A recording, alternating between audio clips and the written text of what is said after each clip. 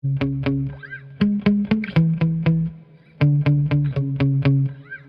if you're like me and you have an HBX 16890A 16th scale truck, it's never quite fast enough. Stock on 3S, this went about 34 miles an hour.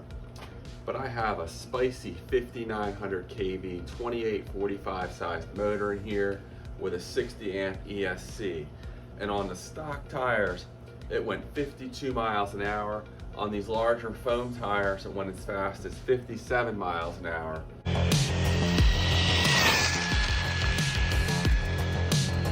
And on these AIMROCK touring car tires, it went 48 miles an hour. But a big limitation of this truck is it's only running a 14-tooth pinion gear.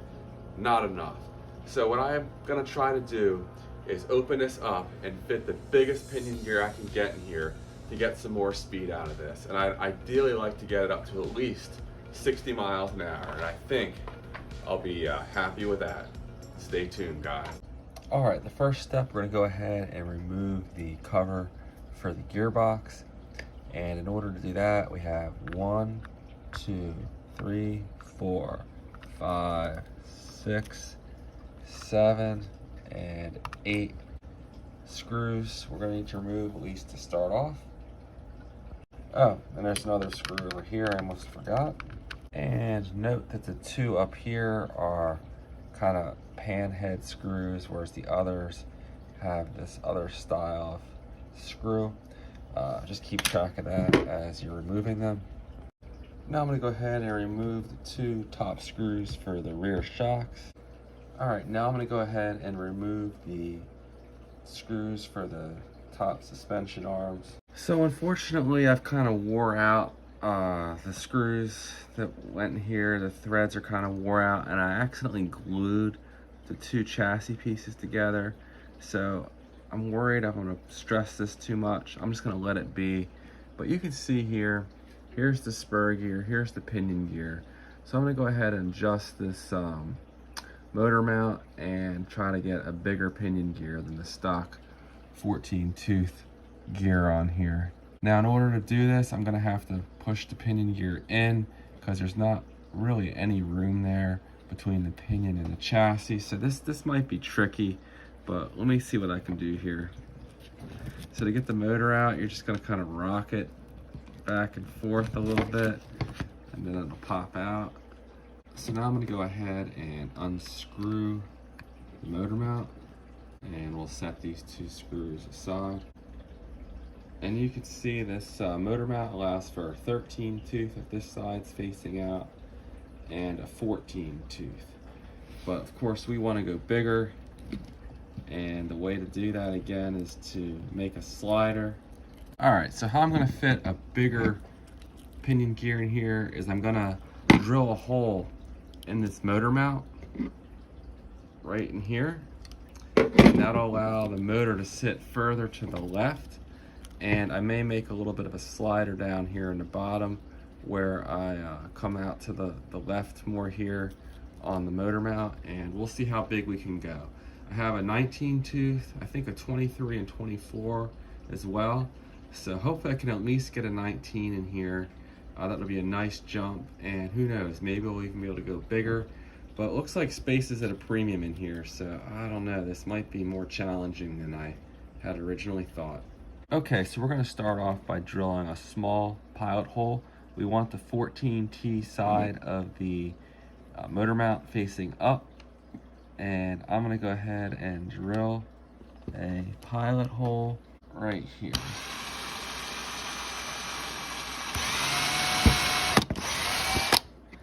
There we go. And now I'm going to find the right size drill bit that matches the screw for the motor mount, or at least as close as I can get. Pretty close. And all I did is just drilled a hole, and let's see if this screw fits. That's just about perfect. It's pretty snug. And then just go ahead and drill that. And now I can test fit the screw. I think that's just gonna fit in there. that's good. I'm just gonna bore it out slightly. And you can see that hole is slightly lower than the original hole.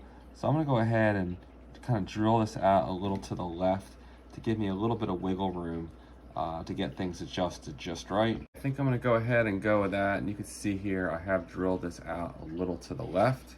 And now let's go ahead and see if this mates up with the original holes here. I'm gonna go ahead and take this pinion gear off though and get it out of the way. And to do that, I'll be using my brand new Shergo hex drivers. These are much nicer than the really crappy Allen keys I've been using, the ones that come with the RC cars. And these should be much less likely to strip out the hexes, which is a real problem with many pinions and just hex screws in general. So definitely check these out. A link in the video description to where you can buy these. These are the highest rated ones on Amazon, I believe. And they're priced well. So a huge thank you to Shergo for sending these out to me. And this pinion's looking pretty tore up here. It's done a lot of high-speed use in this car. Now I will probably have to Dremel out the side of this motor mount a bit because the motor shaft is too close to the side there. I'm gonna go ahead and grab a 19 tooth pinion and see if we can get that in here. Yeah, and as you can see here, this is just gonna rub, so I need to drill out the side, Dremel out the side of the motor mount, and hopefully that's sufficient. It is rubbing still a little bit, so I'm gonna have to trim a little bit more off the mount, but let's see if it fits and I can get the mesh established.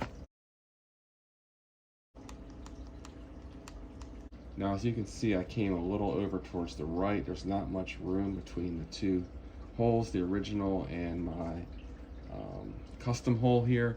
So hopefully that's gonna work for the 19 tooth. Well, I messed this quite a bit. This is not for the faint of heart. You can get a 19 tooth in here. You have to fiddle with the holes. I drilled a little slot, or actually used a Dremel, so that I can get my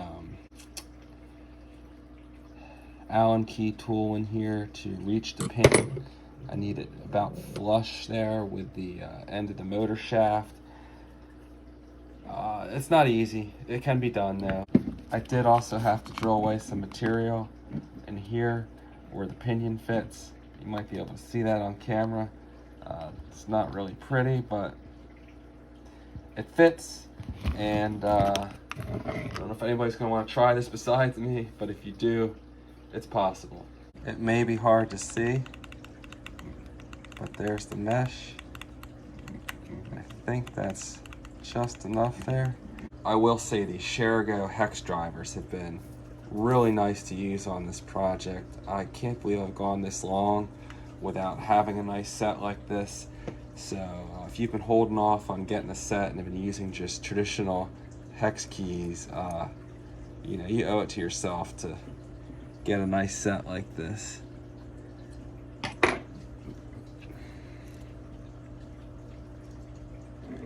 And I'm gonna put the pinion gear right about here, should be perfect.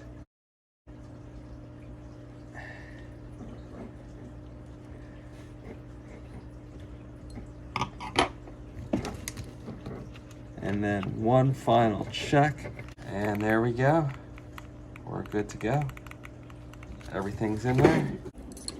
And the final issue I had is I had to trim this plastic housing here a little bit because the new pinion was rubbing, but I think I have this set now so it'll all fit and mesh nicely. I'm gonna button this thing up and we'll take it out for a rip. And this how-to video is not very good just because it was real trial and error to get this in here, but 5 teeth bigger, significant, and it should add quite a bit of speed to this already really quick setup.